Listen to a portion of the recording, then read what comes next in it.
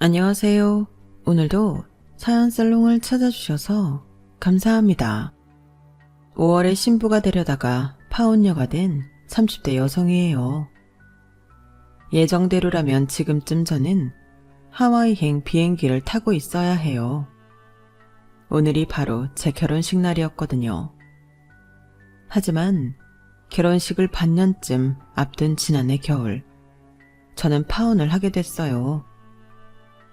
결혼은 결혼식장에 들어갈 때까지 모르는 일이라고 하더니 제가 딱 그 꼴이 나고 말았죠. 그렇다고 결혼이 깨져서 아쉽다는 생각을 하는 건 아니에요. 인연이 아닌 관계는 더 깊어지기 전에 끝내는 게 맞다고 생각하니까요. 어쩌면 예비신랑과 저는 처음부터 만나지 않았으면 좋았을 관계였는지도 모르겠네요.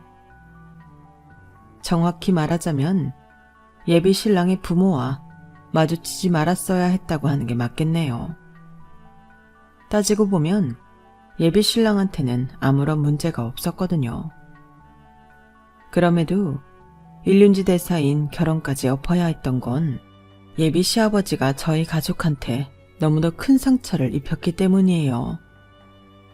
더군다나 남다른 가정사를 가진 저로서는 절대로 이해하고 넘어갈 수가 없는 상황이었죠. 인생을 살면서 만나게 되는 악연과 선연 중 최악의 악연이었던 예비 시아버지와의 사연을 들려드릴게요.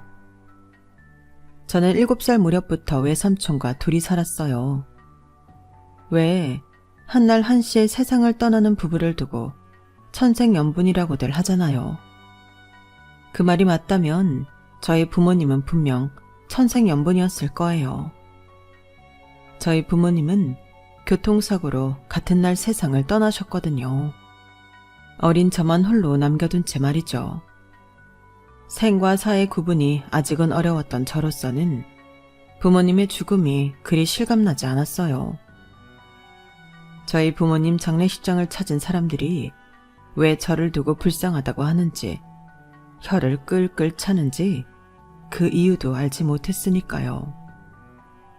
아직 어려서 뭘 모른다고 생각해서였는지 장례식장에 모인 친인척들은 제가 보는 앞에서 모진 말들을 쏟아냈어요. 아니, 어떻게 부부가 한날 한시에 같이 죽어? 죽을 거면 자식도 데려가지. 저 어린 것만 남겨두고 말이야. 누가 아니래요? 자기들이 싸지른 똥을 누구 보고 치우라고 그러는지 원. 아주 이기적이라니까. 저 어린 걸 누구라도 데려다 키워야 할 텐데. 말이 쉽지. 내 자식 키우는 것도 힘든 판에 남의 자식까지 어떻게 맡아 키우냐고. 에휴, 키우긴 뭘 키워. 시설에 보내야지. 나 살기도 힘든데 뭘 데려다 키우냐고. 지 부모도 나 몰라라 하고 두고 간 애를. 그냥 고아원이나 보내. 그나저나 죽은 재원이 앞으로 재산이 좀 있지 않나? 그건 어떻게 나눠야 되나? 재원이 저한테 동생이 하나 있다던데. 설마 재산 나눠달라고 달려들진 않겠지? 그러면 문제가 커지는데. 촌수로 따지면 우리보다 가까울 거 아냐? 촌수가 가까워봤자 외간데 뭐. 아직 30도 안 된 총각이라던데 지가 재원이 딸을 키운다면 모를까. 아니면 유산을 떼어줄 필요가 뭐 있어. 그냥 조의금 들어온 거나 좀 챙겨주면 되겠지. 근데 지 누나랑 매형이 죽었다는데 왜 코빼기도 안 보여? 부모 잃은 아이는 돌보기 싫다면서 유산은 어떻게든 손에 넣고 싶어 했던 친인척들이 가장 두려워한 건 제 외삼촌이었어요. 저희 아빠는 외동이라서 친형제가 없었지만 엄마한테는 남동생이 있었거든요. 소방관으로 일하던 외삼촌은 현장에서 화재 진압을 하느라 뒤늦게 부고를 전해 듣고는 현장에서 바로 장례식장으로 달려왔어요. 그리고는 친인척들의 모진 말 속에 무방비 상태로 내던져진 저를 끌어안으며 소리쳤죠. 당신들이 그러고도 인간이야? 그러고도 어른이라고 할 수 있냐고. 부모 잃은 애 앞에서 꼭 그딴 식으로 말을 해야 돼? 누구를 시설에 보내고 누구 돈을 챙겨? 당신들이 뭔데 우리 유정의 인생을 가지고 장난질을 치느냐고. 그러자 나이가 지긋하게 드신 할아버지가 저희 삼촌한테 한 소리 하셨어요. 어허, 젊은 사람이 예의도 없이 어디서 큰 소리야. 자네는 애비애미도 없나? 어디서 못 배운 놈 마냥 어른들한테 함부로 굴어. 어른들 얘기하시는데 괜히 끼어들지 말고 가서 옷이나 제대로 챙겨 입고 와. 장례식에 입고 온 옷 꼬라지하고는. 그러게 말이에요. 그렇다고 자기가 재원이 딸을 맡아 키울 것도 아니면서 우지랖은. 이봐요, 사돈 총각. 책임지지도 않을 일에 끼어들지 말고 가서 옷이나 갈아입어요. 애 문제는 우리가 알아서 할 테니까. 싫습니다. 당신들한테 우리 유정이 인생 안 맡깁니다. 유정인 제가 키울 거니까요. 당신들처럼 돈에 눈이 어두워서 인간이길 포기한 족속들한텐 절대 내 조카 안 맡겨요. 그러니 허튼 꿈꾸지 마세요. 아셨어요? 어린 조카를 모른 척할 수 없었던 외삼촌은 그렇게 저를 떠맡게 되었어요. 결혼도 안 한 20대 미혼이었는데 말이죠. 나이도 나이였지만 외삼촌 직업 때문에 저를 키우는 게 남들보다 더 벅찼을 거예요. 3교대라서 출근하는 일수는 적지만 한 번 나가면 24시간을 일하고 돌아오는 직업이라서 아이를 키우기에는 부적합했거든요. 그래서 외삼촌은 저 때문에 일을 그만두려고 했어요. 그때 삼촌을 뜯어 말린 건 평소 삼촌을 많이 아끼던 선배 소방관이었죠. 너 일 나갈 땐 우리 집에 조카 보내라. 우리 와이프가 봐준다니까 걱정 말고. 너 위해서 그러는 거 아니니까 부담 가질 필요 없어. 우리 와이프가 그러더라. 너처럼 팔팔한 젊은 놈이 현장에서 뛰어야 나 같은 노장이 버틸 수 있는 거라고. 그러니까 아무 걱정 말고 조카 데려오래. 우리 집 애들이랑 같이 놀면 애한테도 좋잖아. 그렇게 저는 삼촌이 일을 나갈 때면 선배 소방관 아저씨 집에서 지내게 되었어요. 그 집에는 초등학교에 다니는 언니 오빠가 있어서 외로울 틈 없이 지낼 수 있었어요. 아주머니가 맛있는 것도 많이 만들어주시고 언니 오빠가 재미있게 놀아주니 삼촌과 둘이 있을 때보다도 더 신나고 좋았어요. 그렇게 몇 년이 흘러 이제 그런 생활도 익숙해진 무렵이었어요. 하루는 일을 나간 삼촌이 저를 데리러 올 시간이 지났는데도 오지 않더라고요. 그리고는 아주머니께서 그러시는 거예요. 삼촌이 일 때문에 며칠 못 올 거야. 그동안 우리 집에서 지내자. 아줌마랑 이따 집에 가서 교과서랑 체육복 가져오자. 지금껏 한 번도 이런 일이 없었기 때문에 의아하긴 했지만 저로서는 딱히 어쩔 수 없었어요. 삼촌 없이 저 혼자 우리 집에서 잘 수는 없었으니까요. 며칠 후에 온다던 삼촌은 2주가 지나도 돌아오지 않았어요. 그동안 삼촌이 오기만을 오매불만 기다리던 저는 끝내 울음이 터지고 말았죠. 삼촌이 제가 귀찮아져서 버렸다고 생각했거든요. 그동안 참았던 서름이 터지자 울음이 쉽게 그치지 않았어요. 그러자 삼촌 선배 아저씨가 제게 그러더군요. 유정아, 삼촌이 그렇게 보고 싶어? 아저씨랑 삼촌 보러 갈까? 삼촌을 볼 수 있다는 말에 저는 울음을 뚝 그치고 세수부터 했어요. 그런데 당연히 저를 데리고 소방서로 갈 줄 알았던 아저씨는 엉뚱하게도 병원으로 가지 뭐예요. 아저씨 손을 잡고 복도를 따라 걷는데 기분이 이상했어요. 그렇게 병실 앞에 다다랐을 때 안에서 울음소리가 들렸어요. 순간 어릴 때 경험했던 저희 부모님 장례식이 떠오르더라고요.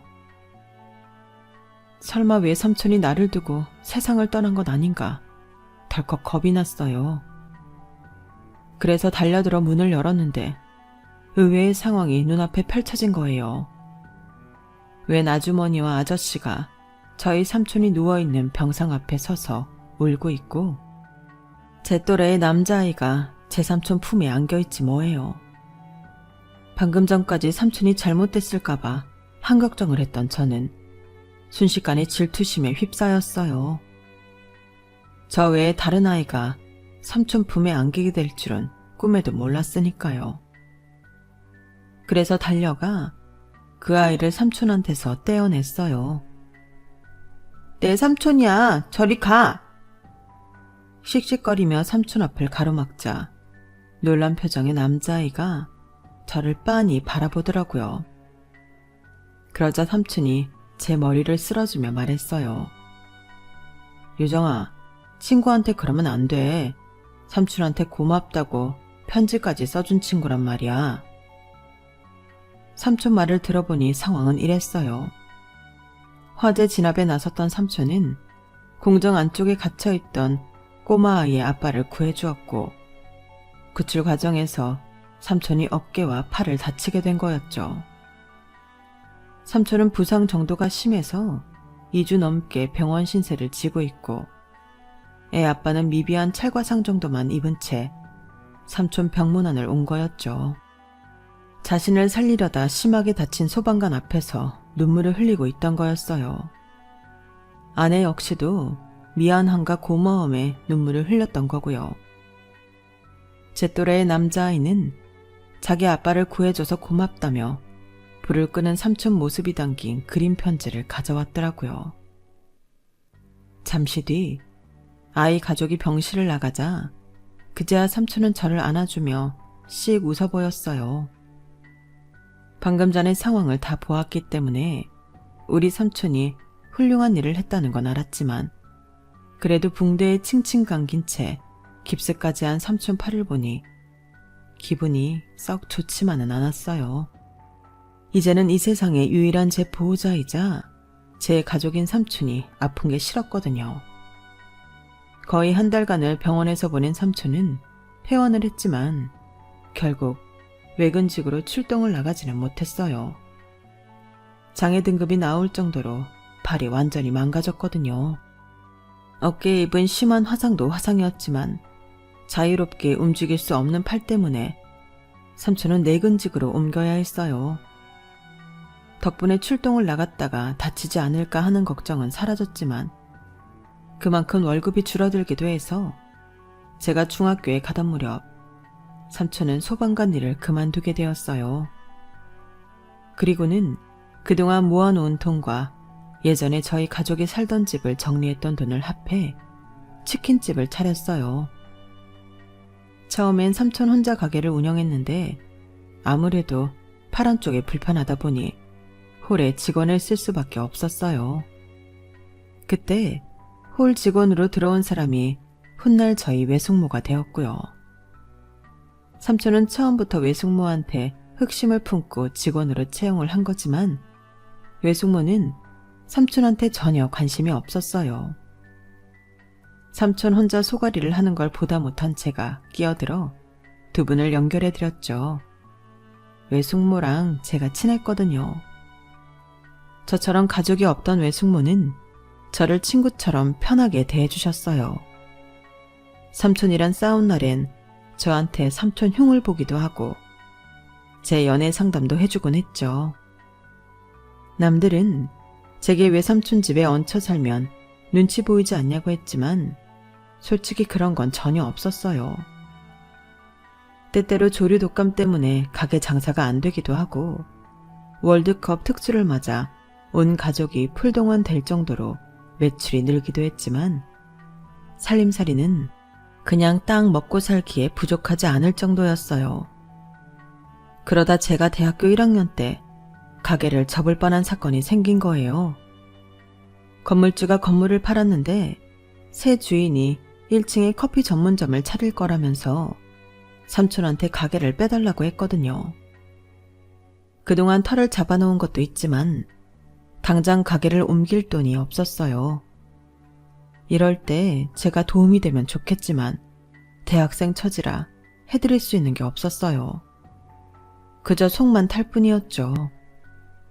그걸 아는 삼촌은 제 앞에서는 더더욱 강한 척을 했어요.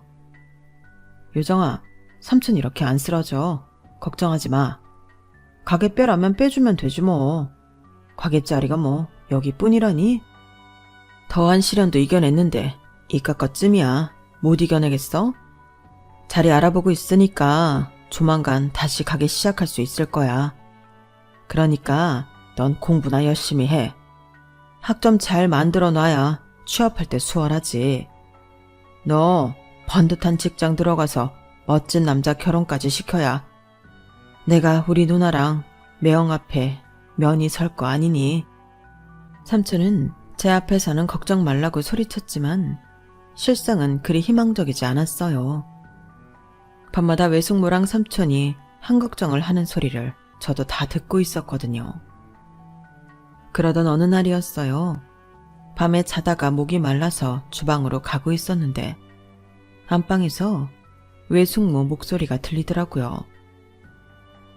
여보, 이 통장은 뭐야? 유정이 앞으로 된 통장이 있네? 어머어머, 무슨 돈이 이렇게 많이 들어있어?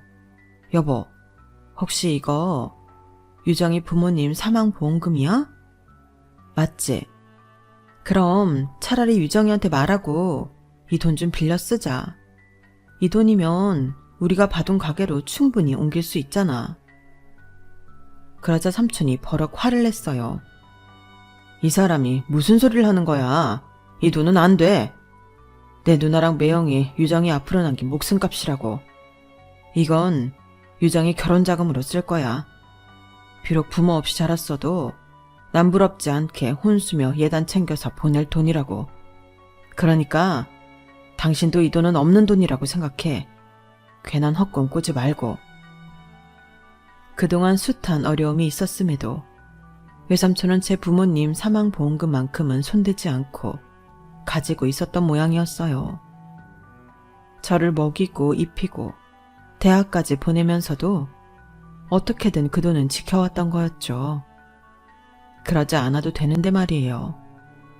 제가 몰랐으면 모를까 알고도 가만히 있을 수 없었어요. 그래서 며칠 뒤 외삼촌이랑 숙모가 계신 안방으로 갔어요. 그리고는 솔직하게 말씀드렸죠. 삼촌, 난 그 돈을 내 결혼자금으로 쓰고 싶지 않아. 내 인생의 새로운 시작을 부모님 사망보험금으로 할 생각은 없거든. 내 손으로 번 돈으로 결혼할 거야. 그래야 당당할 수 있을 것 같아. 그러니까 보험금은 삼촌 가게 구하는 데 써줘. 삼촌이 열심히 돈을 벌어야 나 대학 등록금도 대줄 거 아냐. 나 여기서 학교 그만두게 할 거야? 삼촌은 그 돈 받을 자격이 있어. 날 이렇게 잘 키워줬잖아. 괜히 멋진 척 하겠다고 끝까지 우겼다간 나 대학이고 뭐고 다 때려치우고 집 나갈 테니까 알아서 해. 이참에 막 살아버리겠다고 땡깡을 부리는 저를 뜯어 말리던 삼촌은 결국 그 돈으로 가게를 구하기로 했어요. 오래 장사해온 자리를 떠나는 거라서 걱정을 많이 했는데 걱정과 달리 자리를 잡는 데는 그렇게 시간이 걸리지 않았어요. 이전보다 훨씬 목도 좋고 평수도 넓은 가게로 옮겨서 그런가 매출도 전보다 많이 늘더라고요.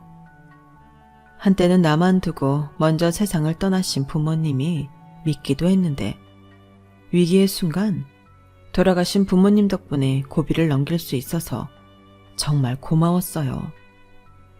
마치 하늘 위에서 우리 가족을 보살펴 주시는 것 같다는 생각이 들었거든요. 삼촌과 외숙모의 보살핌 덕에 저는 무사히 대학을 졸업하고 취업에 성공해 사회생활을 시작하게 됐어요. 그리고 그곳에서 직장 동료의 권유로 유기견 봉사활동을 하게 됐는데 그곳에서 남자를 만나게 된 거예요. 저와 결혼 직전까지 갔던 예비신랑을 말이죠. 편의상 예랑이라고 호칭할게요. 예랑은 대학 시절부터 봉사활동을 해온 사람으로 누가 봐도 FM인 남자였어요. 술, 담배도 안 하고 장난으로라도 욕설을 쓰지 않는 사람이었죠. 단점이라면 너무 완벽하다는 게 단점이랄까요. 돈 많은 집 외동아들의 외모까지 수려해서 주변에 추파를 던지는 여자들이 꽤 많았는데도 한눈 한번 안 팔고 봉사활동에만 집중하더라고요. 그 모습이 제 눈에도 멋있어 보였어요. 처음엔 회사 동료 때문에 반강제로 시작한 봉사활동이었는데 언젠가부터 얘랑을 볼 수 있다는 생각이 들떠서 모임에 출석을 하게 되었죠. 물론 경쟁자들이 하도 많아서 섣불리 먼저 대시를 하지는 못했지만요. 같이 봉사활동을 하는 얘랑의 대학 동기 말에 따르면 얘랑의 아버님이 부동산으로 큰 돈을 번 분이라고 하더군요. 가지고 있는 부동산만 해도 수백억은 될 거라나요? 그에 반해 얘랑은 경찰을 몰고 다닐 정도로 소박한 편이었어요. 그러면서도 유기견들을 위해서라면 수백만 원에 달하는 사료비도 선뜻 내곤 해서 더 사람이 멋지게 보였죠. 늘 그렇듯 얘랑 주변을 알짱거리며 속마음으로만 다가갔던 저는 뜻하지 않게 얘랑의 차를 얻어 타게 되었어요. 그것도 단 둘이 말이죠. 심장이 어찌나 빨리 뛰던지 혹시 밖에 들리지 않을까 걱정이 될 정도였지만 겉으로는 무척이나 담담한 척 행동을 했어요. 다행히 얘랑이 편하게 먼저 말도 꺼내주고 자기 관심사나 소소한 농담을 던져줘서 불편하지 않게 차를 타고 갈 수 있었죠. 그런데 차를 타고 가던 중에 얘랑이 그러는 거예요. 유정씨 꿈은 뭐였어요? 글쎄요, 딱히 꿈을 가져본 적이 없어서 모르겠는데요. 석현씨는요? 원래 내 꿈은 소방관이었어요. 부모님이 하도 반대를 하셔서 결국 꿈은 이룰 수 없었지만요. 소방관이라는 직업 정말 멋있잖아요. 나 아닌 다른 사람의 목숨도 구하고 그 가정도 구하는 훌륭한 일이니까요. 머리로는 이럴 때 맞장구를 쳐줘야 한다는 걸 알고 있었지만 왠지 그 순간 저는 그 말에 동의하기 힘들었어요. 장애를 입고 소방관을 그만둬야 했던 외삼촌 생각에 그랬던 것 같아요. 찰리 채플린이 그랬다죠. 인생은 멀리서 보면 희극, 가까이서 보면 비극이라고요. 소방관이라는 직업도 그래요. 멀리서 보면 멋지고 폼나고 좋죠. 그런데 그 당사자들은요, 매번 화재 진압을 나갈 때마다 자기 목숨을 내놓고 현장을 뛰어다녀야 해요. 그 화재 현장이 자신의 마지막 진압 현장이 될지도 모르니까요. 가족들은 또 어떻고요? 멀리서 소방차 사이렌이 울리면요, 심장이 쿵쿵거려요. 아무것도 손에 잡히지 않고 무사하다는 연락을 받기 전까지는 지옥 속에 살아야 한다고요. 그게 소방관과 그 가족들의 생활이에요. 그저 멋지게만 바라볼 직업이 아니라고요. 저도 모르게 목소리가 떨리고 눈에 눈물이 맺혔어요. 비록 제가 어린 나이기는 했지만 똑똑히 기억이 나거든요. 외삼촌이 출근을 할 때마다 저를 대신 맡아주셨던 선배 소방관 아저씨네 아줌마가 어떤 심정으로 살고 계셨는지를요. 멀리서 소방차 사이렌이 울리면 아주머니는 하던 일을 멈추고 초조한 표정으로 손을 감싸 주셨어요.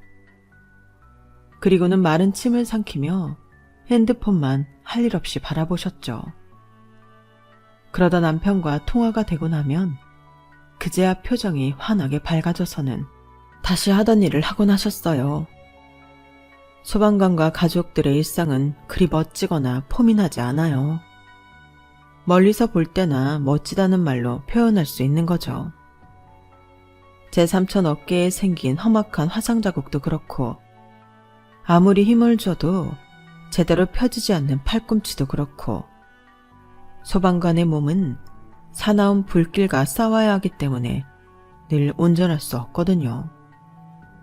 이런 상황을 그저 가볍게 말하는 얘랑이 그 순간만큼은 한심하게 느껴졌어요. 그래서 더 화가 났던 것 같아요. 제가 굳은 표정으로 입을 다물자 얘랑은 자신이 실수를 했다는 걸 깨달았는지 바로 사과를 하더군요.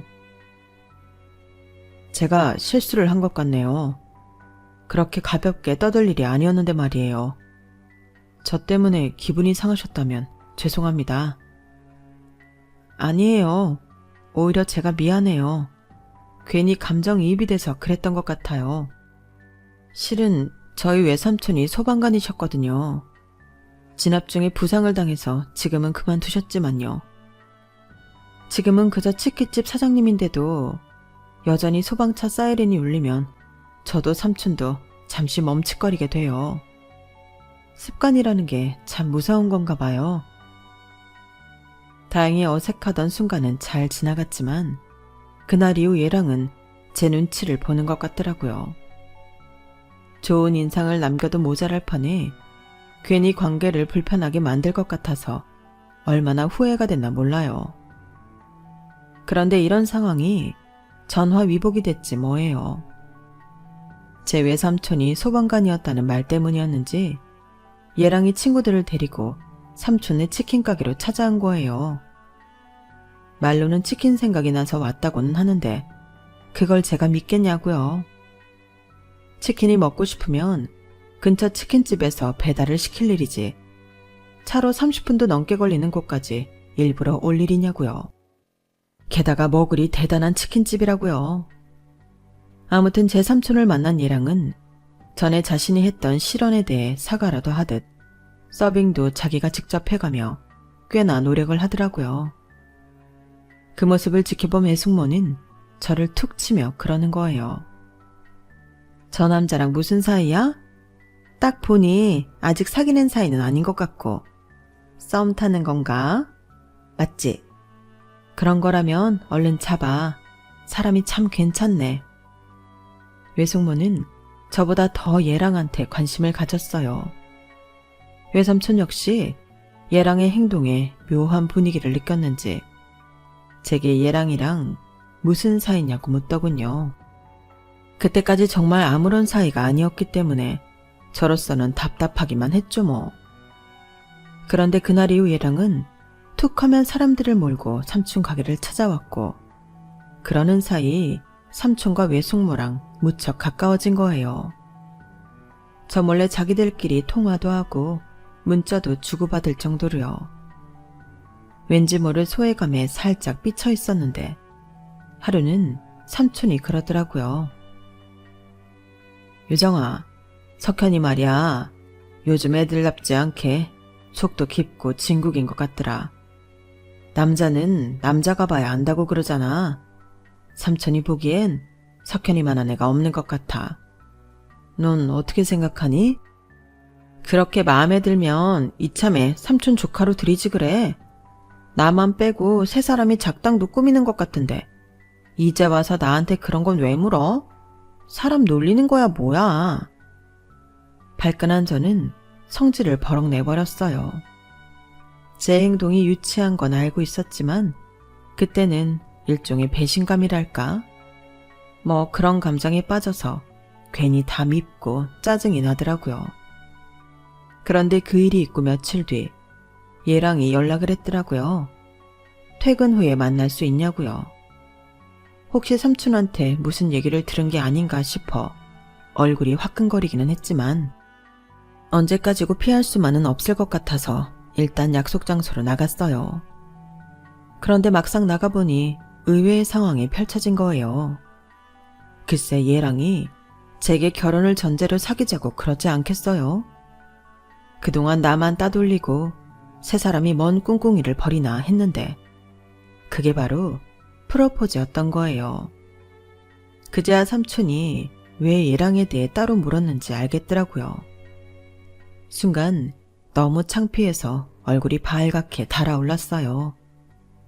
그러면서도 믿어지지 않는 이 순간이 너무 행복하더라고요. 그래서 얼른 오케이 사인을 날렸죠. 그렇게 시작된 연애는 3년 가까이 이어졌고 그러는 사이 얘랑은 처음부터 우리 집 식구였던 것처럼 완전 가족처럼 지내게 되었어요. 외삼촌이 한쪽 팔을 못 쓰시기 때문에 무거운 물건을 옮길 때면 얘랑이 도맡아 하게 됐고 여름 휴가를 떠날 때면 당연히 얘랑도 함께 가는 게 당연하게 여겨질 정도였어요. 그리고 드디어 우리가 계획했던 결혼 자금이 모아지자 얘랑 부모님께 인사를 드리러 가게 되었죠. 얘랑이 잘 사는 집 아들이라는 얘기는 진작부터 들어서 알고 있었지만 막상 그 집에 가보니 그제야 실감이 나더라고요. 연예인들이 많이 산다는 그 유명한 한남동 땡땡빌리지를 저는 그때 처음 가봤거든요. 따뜻하게 맞아주시는 어머님과 달리 아버님은 처음부터 저를 탐탁치 않게 여기시는 게 눈에 보였어요. 막장 드라마에서 예비 시어머니들이 예비 며느리 구박하는 건 봤어도 예비 시아버지가 그러는 건 처음이라 당황스럽더라고요. 머리부터 발끝까지 살피시던 아버님은 못마땅하다는 듯 혀를 차셨어요. 그 모습에 예랑이 자기 아버지께 뭐라고 했지만 인사를 마치고 집을 나올 때까지도 아버님의 태도는 여전히 삐딱했어요. 어릴 때 부모님이 사고로 돌아가시고 외삼촌 손에 자랐다고 했더니 대뜸 그러시더라고요. 하물며 걔도 사랑받고 자란 것들은 달라. 녀석들은 사람을 보면 꼬리를 치거든. 그런데 사랑을 못 받고 자란 걔들은 말이야. 사람을 보면 짖는다고. 얘냐? 겁나니까. 사람이라고 다른 줄 알아? 부모 사랑받고 자란 애들은 표정부터가 달라. 우선 석현이를 보면 알잖아. 그런데 그쪽은 딱 봐도 부모 사랑 못 받고 자란 티가 난단 말이야. 얼굴에 수심이 가득한 게 잔뜩 겁먹은 표정이잖아. 그런 얼굴은 되게 빈곤한 사람들한테서 나오는 법이야. 우리 집이랑은 안 맞는 인상이라고. 적어도 우리 집에 며느리로 들어오려면 귀한 상이어야지. 그렇고 말고. 아버지, 무슨 그런 말도 안 되는 소리를 하세요. 요정이 누구보다 가족들한테 사랑받고 자란 애예요. 시부모님 될 분들한테 처음 인사드리러 오는 자리인데 어떻게 마음 편하게 올 수 있겠어요. 걱정되고 겁먹는 건 당연한 거죠. 특히나 아버지처럼 사람 앞에 두고 함부로 말하는 분이라면 더더욱 그렇다고요. 그리고 우리 집에 뭐 얼마나 대단한 집이라고 그러세요? 부동산 투기해서 건물 가지고 계신 게 그렇게 자랑스러우세요? 개발 들어가는 땅에 알바기 해놓고 남들한테 피해 줘가며 계약 질질 끈 덕에 돈 좀 버신 게 그렇게 당당하시냐고요. 솔직히 저는요, 아버지가 살아가는 모습이 너무 창피해요. 다른 사람들은 몰라도 아버지는 그러면 안 되는 거잖아요. 그분한테 미안하지도 않아요? 아빠 때문에 그분은 자기 꿈까지 버리게 됐는데. 이 자식이, 너 그 입 안 다물어. 그 사람 얘기가 여기서 왜 나와? 그리고 내가 뭐 어때서? 이만하면 남들보다 잘 살아온 거지. 난 하나도 창피할 거 없어. 내가 30대 때 죽을 고비를 넘기고 나서 생각한 게 뭔지 아냐? 언제 끝날지 모르는 인생, 하루를 살더라도 제대로 대접받으며 인간답게 살자. 그거였다. 내가 그날 물류창고에서 사고를 당할 뻔한 것도 따지고 보면 나한테 돈이 없어서 그랬던 거 아니겠냐? 내가 창고지기가 아니라 창고 주인이었다면 그 자리에서 목숨 내놓고 있었겠냐고. 그때 결심했다. 무슨 일이 있어도 절대 밑바닥 인생은 살지 않겠다고. 그래서 죽어라 돈 벌었고 남들보다 발빠르게 움직인 덕에 재산도 이렇게 불릴 수 있었던 거야. 너는 그걸 부동산 투기다 알박이다 이런 식으로 폄하하지만 그게 무슨 대수냐? 가난하다고 나 무시하고 손가락질 하던 놈들보다 내가 훨씬 더 부자가 됐는데 그럼 된 거 아니냐? 그러니까 너도 정신 차려. 정에 치우쳐서 아무나 반려자로 데려오지 말고 너한테 정말 도움이 되는 사람을 데려오라고. 네가 올려다볼 수 있는 사람들이랑 어울려야지. 발 아래 깔고 뭉갤 사람들이랑 어울리지 말란 말이야. 저런 거렁뱅이 같은 애들한테 시간 낭비하지 말고. 알았어? 결국 그날 예랑과 예비 시아버지는 크게 말다툼을 벌였고 그 바람에 저는 쫓겨나듯 그 집에서 나와야 했어요. 그 일로 예랑은 제게 몇 번이나 사과를 했지만 솔직히 그래서 더 걱정이 됐어요. 시아버지 자리를 생각하면 당장 그만둬야 하는 결혼인데 이렇게 괜찮은 남자를 생각하면 참고 견뎌볼까 하는 생각이 드니까 말이에요. 그런데 그런 갈등을 단번에 날려줄 사건이 터졌지 뭐예요. 제가 예비시댁에 찾아가고 얼마 뒤 분이 안 풀린 아버님이 저희 삼촌 가게로 찾아오신 거예요. 시꺼먼 정장을 입은 덩치 큰 사람들을 데리고 말이죠. 홀 안에 있던 손님들은 그 사람들의 등장에 잔뜩 움츠러들었고 삼촌과 이모도 긴장을 했어요. 그때였어요. 예비 시아버지가 손가락을 까딱거리며 저희 삼촌을 불렀어요. 마치 개를 부르는 듯한 손동작으로요. 나 성현이 아버지인데 길게 말 안 합니다. 나 이 결혼 절대 찬성 못하니까 그쪽이 알아서 애들 정리시켜요. 괜히 동네 시끄럽게 하지 말고. 네 참, 변두리에서 닭이나 튀겨 파는 거지 새끼랑 사돈을 맺으라고? 내가 이러려고 길을 쓰고 돈을 모은 줄 알아? 어림도 없어. 내 눈에 흙이 들어가기 전엔 이 결혼 절대 안 시킬 테니까 그쪽도 그렇게 알라고. 그렇게는 못합니다. 둘이 좋다는데 왜 어른들이 나서서 애들을 갈라놓습니까? 저도 그쪽과 사돈 맺는 건 불편하지만 그래도 애들이 원한다면 말리지는 않을 생각입니다. 그러니 돌아가시죠.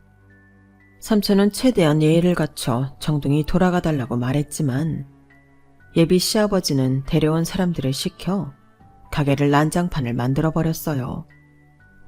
처음부터 이러려고 데려온 사람들이었던 거죠. 외숙모의 연락을 받고 저와 예랑이 급하게 달려왔을 땐 이미 가게 바닥은 깨진 술잔들과 부서진 그릇들, 그리고 내던져진 치킨으로 엉망이었어요. 그걸 본 예랑은 자기 아버지한테 달려가 울먹이며 당장 사과하라고 소리쳤지만 아버님은 끝까지 자신은 잘못한 게 없다며 되려 큰 소리를 치시더라고요. 그런데 그때였어요. 외삼촌이 한숨을 푹 쉬더니 웃옷을 벗기 시작한 거예요. 속티까지 벗고 나니까 어깨부터 팔까지 이어지는 흉측한 화상 자국이 그대로 드러났어요. 그걸 본 아버님은 놀란 표정으로 저희 삼촌을 빤히 보시더라고요. 이거 알아보겠습니까? 그럼 상도동 땡땡번지는 기억하십니까? 그날 거기서 화재 진압을 하다가 사무실에 직원 하나가 갇혀있다는 소리를 들었습니다. 이미 불길이 많이 번져서 솔직히 무섭더라고요. 그때 창고 앞에서 울고 있는 남자애를 봤어요. 자기 아빠가 저 안에 있다고 구해달라고. 지 엄마 품에 안겨 고래고래 소리를 지르고 있더군요. 지금 당신 앞에서 울먹이는 석현이 말입니다.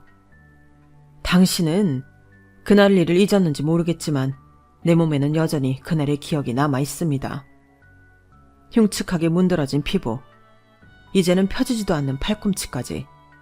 그날 내가 당신을 구하려 불길 속으로 뛰어들던 그때 그대로 남아있다고요.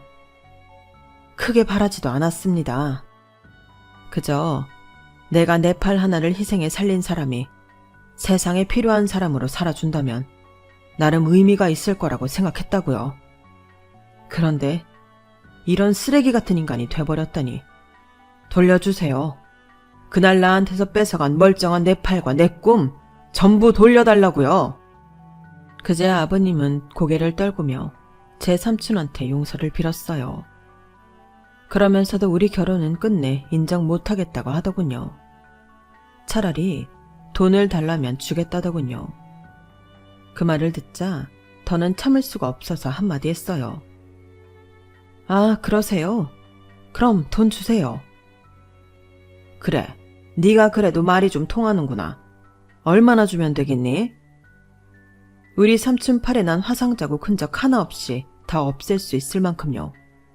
그리고 꿈쩍도 않는 팔꿈치 다시 펴게 할 수 있을 만큼 돈으로 주세요. 1억? 10억? 아니면 100억? 이 세상에 있는 돈 다 가져와도 불가능한 일이잖아요. 당신이 아무리 돈이 많으면 뭘 해? 우리가 원하는 건 하나도 못 들어주는데. 그깟 돈 가지고 뭘 잘났다고 여기까지 와서 자랑질이냐고.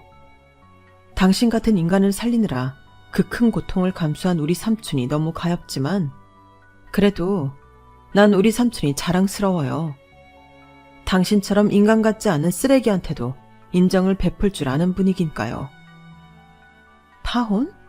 그건 당신 같은 인간이 먼저 들먹일 말이 아니죠. 파혼을 해도 우리 쪽에서 합니다. 그러니까 오늘 당신이 엉망으로 만들어 놓은 우리 가게 제대로 복구해 놓고 당신 때문에 손해본 매상, 망가진 집기 죄다 배상해 내세요. 그 계산 끝나면 당신 아들이랑 나도 끝낼 테니까. 예랑은 끝까지 그럴 수 없다고 제게 매달렸지만 내 삼촌 자존심까지 상처 입히면서 이 결혼을 고집하고 싶지 않았어요. 그래서 예랑한테는 따로 자리를 마련해 제 뜻을 제대로 전하고 파혼을 결정지었어요. 예랑이 저희 삼촌과의 관계를 알게 된 건 삼촌이 지갑에 넣고 다니던 그림 편지를 봤기 때문이더라고요. 어린 시절 자신이 직접 제 삼촌한테 보냈던 그 편지 말이에요. 하지만 삼촌은 제게 그 사실을 알리지 말라고 부탁을 했던 모양이에요. 하긴 제가 진작 알았다면 결혼 생각까지도 안 했을지 몰라요.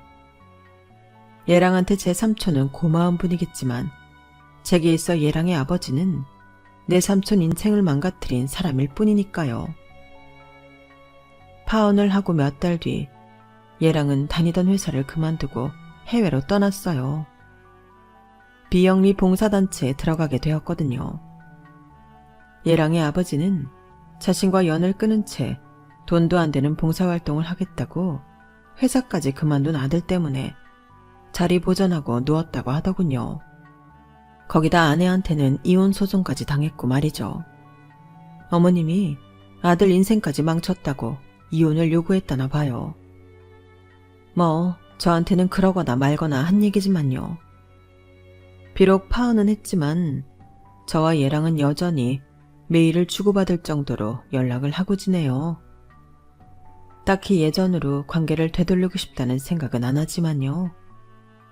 좋은 추억으로 가슴에 담고 사는 것도 방법일 테니까요. 지금까지 제 사연을 들어주셔서 감사합니다. 들어주신 모든 분들 악연 말고 좋은 인연들과 항상 행복하시고 무엇보다 건강하세요. 여러분, 사연 댓글에 응원과 현명한 조언 부탁드려요. 좋아요와 구독은 저에게 큰 힘이 됩니다. 오늘도 좋은 일 가득하세요.